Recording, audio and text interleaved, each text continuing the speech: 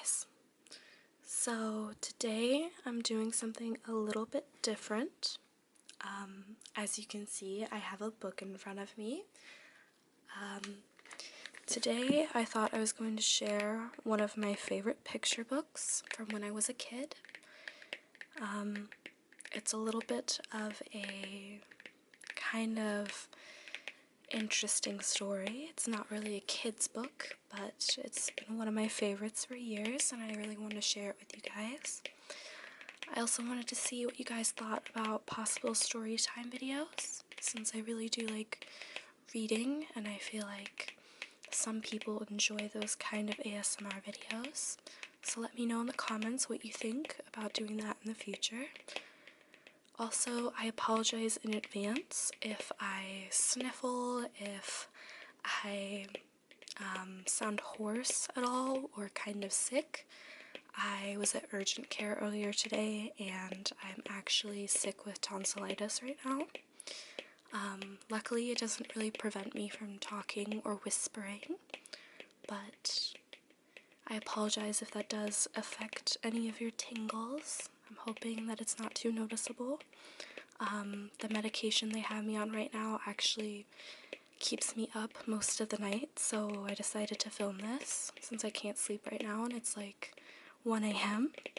So yeah, we're gonna go ahead and get started. I apologize if I butcher any of the words. This is a really short book, so I'm gonna try to kind of space it out to make this a longer video. I'll show you guys some of the pictures up close and talk about them. And yeah, so let's just go ahead and get started. So, as you can see by the title, this is the Rainbow Goblins by Rico, which I'm not sure if that's actually how you pronounce it. And then on the back, it says, a classic tale of treachery and virtue. Rico's monumental landscapes suggest Leonardo, and his tale is reminiscent of the Grimm brothers. A rainbow of colorful reading from time. And this was published by Thames and Hudson on 500 Fifth Avenue, New York, New York, 10110. It's probably not important to any of you guys, but thought I would share. Okay. Also, kind of a weird background. I apologize, but this is kind of a oddly shaped book, so I'm trying to get the most in the frame. So, right off the back, you can see the inside of the book is pretty funky. At the top, there's all these flowers, and they're kind of dripping, and they're dripping this rainbow all over the place. It's kind of psychedelic looking, a little trippy, at least in my opinion. A lot of the art in this is very, very pretty. It kind of makes me think of Alice in Wonderland at times. But I really enjoy it. I think the first time my mom read this to me, I was a toddler.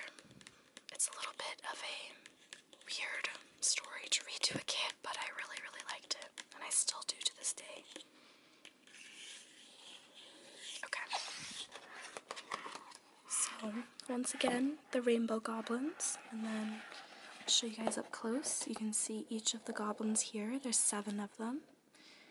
And then you can see the rainbow in the background. And then if you look right here, it looks like they're scheming with a picture of the rainbow on their desk. They have little wine glasses and little shot glasses, so looks like they're up to no good right off the bat. Okay, so while I'm reading, I'm going to go ahead and show you guys the pictures because the art is really, really pretty. So take a look at that. Make sure I get it all in frame. Okay. Once there was a land that lived in fear of 7 goblins. They were called the Rainbow Goblins, and each had his own color, which was also his name. Red, orange, yellow, green, blue, indigo, and violet. Yellow, being the craftiest, was their chief. The goblins lived on color. They prowled the valleys and climbed the highest mountains looking for rainbows. And when they found one, they caught it in their lassos, sucked the colors out of it, and filled their bellies with its bright liquid. Only one place in the land had never known goblin fear, the hidden valley called the Valley of the Rainbow, where the great arches of color were born. There the animals still lived in paradise, but the Rainbow Goblins had heard tales of this valley, and their mouths watered whenever they thought of the feast that awaited them there. And so they gathered up their lassos and their pails and set off. With great effort, the goblins made their way over the jagged piles of rock that guarded the entrance. When the climbing became difficult, Yellow roared, "Don't lose heart, comrades. Think of the delicious colors ahead." So here you can see the valley. It doesn't say, but I would assume this is the Valley of the Rainbow that they're talking about. If you look, you can see all the animals. I think the art is just absolutely beautiful in this book. Then here, this is the kind of expedition of the goblins. So you can see them up here climbing their way. There's Yellow leading.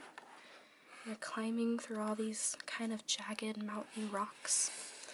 And then over here you can see the water, or maybe it's mountains. Can't really tell. And then there's the rainbow off in the distance.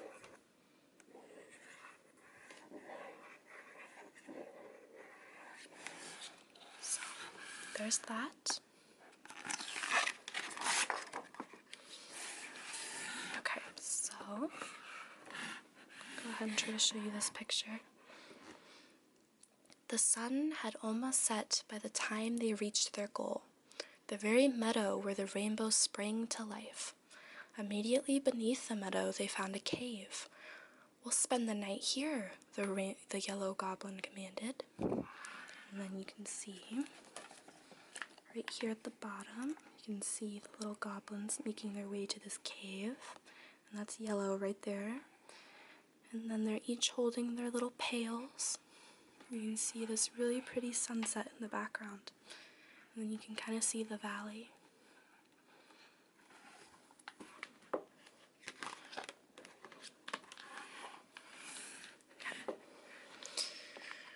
When the moon rose and saw them warming themselves around the fire they had lit, it shouted out in alarm, "The Rainbow Goblins are in the valley." The trees and the bushes took up the cry, and the flowers and the grasses and the animals and the waters passed it on. And by midnight, the evil tidings had spread throughout the valley. So here you can see the cave being lit up by their campfire. And the moon is overlooking and watching them. They knows it's up to no good. I just love all of the beautiful artwork, and each one is different in its own way, and they're just very pretty.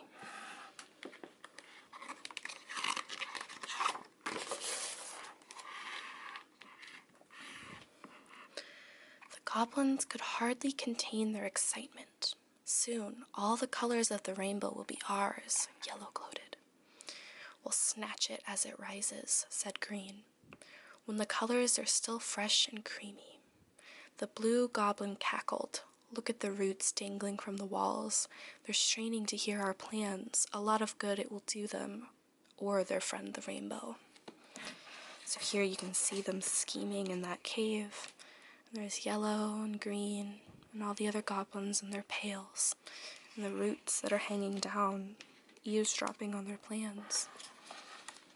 They gotta be careful.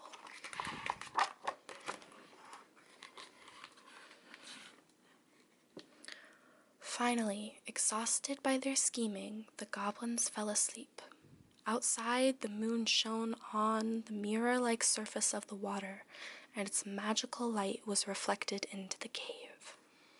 So you can see all the little goblins sleeping in a circle, and their little pails. I really like the little details like this, that you can see their little pails all the time. And you can see the reflection of the moon still watching them. He knows they're up to no good.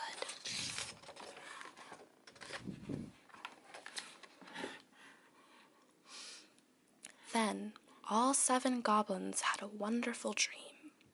The same wonderful dream about the paradise of Rainbow Land, where all you had to do was lie on your back and open your mouth, and the most succulent colors dripped down your throat. The dream went on and on. The greedy goblins drank and drank, and at dawn, just as their bellies were about to burst, they were awakened by a distant clap of thunder. So I really like this picture. I'm not sure why, but I always have. I really like these kind of cloud-like little bubbles that are all rainbow colored, and then the goblins sleeping, showing that they're dreaming. And you can see their fat little bellies while they drink the rainbow. I don't know. I really enjoy that picture.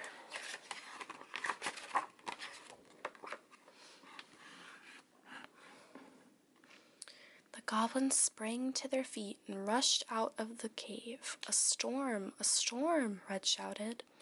Look how the wind is driving it towards us, Orange cried. And all the goblins danced and pranced around in glee, for they knew that after the wildest morning thunderstorm comes the most beautiful rainbow. So super quick, you can see the goblins dancing. You can see Orange is actually on the ground with glee. And then I believe that's indigo and red over there, because blue is right here. And that's violet. And then you can see the storms clearing and the valleys in the background.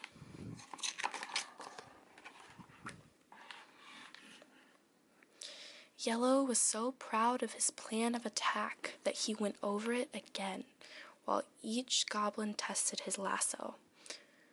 Red, don't forget that you must seize the left flank, and I move in on the right, the violet goblin burst out excitedly. Before the last roll of thunder had faded from the valley, the goblins took up their pails and lassos and marched single file out of the cave. So here you can kind of see the thunder. It's getting ready to clear the top. And then each of the little sneaky goblins coming from the cave, they have their pails in tow. They're getting ready.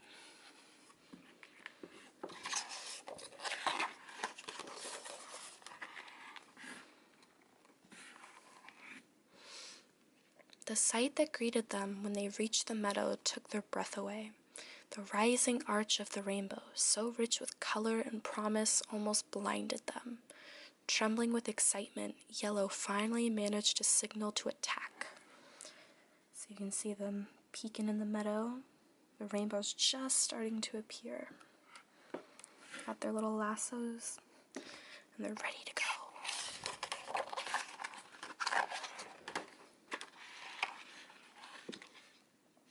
The goblins swung their lassos around and around and hurled them into the sky, but in that same instant, the rainbow vanished, as if it had been swallowed up by the earth. The goblins were dumbfounded. Nothing like this had ever happened to them before. They stared up at their empty, outstretched lassos. As you can see them there, kind of looking like little kites. And the rainbow has vanished.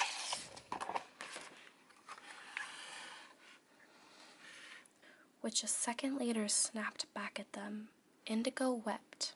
Blue cursed. Yellow stumbled. Orange cried out, treachery. Violet tumbled to the grass. Red raged, but the more they thrashed about, the more tangled up they became in their own lassos, until they had snarled themselves into a grunting, groaning mass of goblins on the ground. As you can see them, they're all stuck together. These flowers kind of make me think of Alice in Wonderland, when she is just a wee bitty thing and she talks to the flowers. This is a pretty funky picture. As they lay there helplessly, a flood of colors poured forth from all the flowers of the meadow. "The flowers!" screamed the blue goblin. "The flowers!" He suddenly remembered the dangling roots he had made fun of in the cave. Through their roots, the flowers had heard the goblins' plans, and they had devised a counterplan to save the rainbow. The moment the attack was launched, the flowers had drained the colors of the rainbow into their petals, and as soon as the goblins became ensnarled in their own lassos, the petals had let loose the deluge. So the goblins drowned in the colors that they had come to steal, and no one in the valley wept for them. So you can see them there. You can see them there. It's a pretty funky picture. You can see Blue's butt. Fucking serious. So you can see them there. You can see Blue's little butt. It's a pretty creepy picture with their eyes staring at you. You can see all the rainbow dripping down.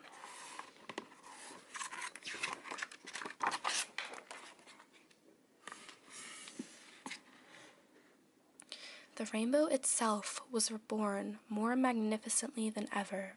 Out of gratitude, it lifted up the flowers that had saved it and transformed them into glittering dragonflies, butterflies, and splendidly plumed birds.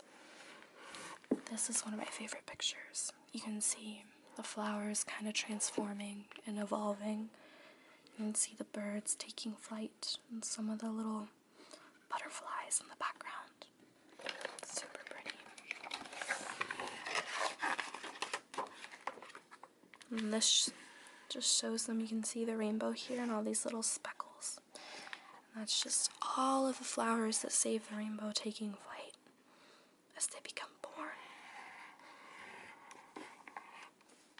They're just soaring into the sky. And then if you look closely, you can see all the animals at the bottom in the valley watching as the whole thing takes place.